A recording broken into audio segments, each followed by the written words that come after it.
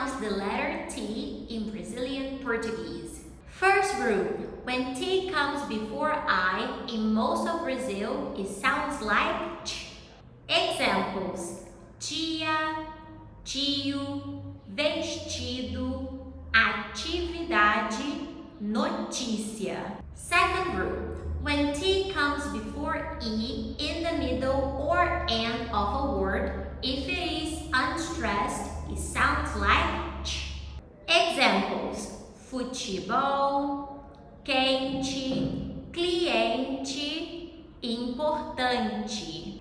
Third group, when T is before other vowels, A, O, U, it keeps the clear T sound, just like in English.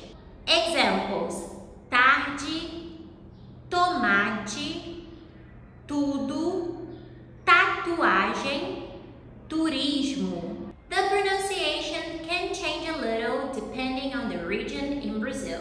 You can hear people saying teatro, but you can also hear people saying teatro. Learn Portuguese with us and improve your pronunciation.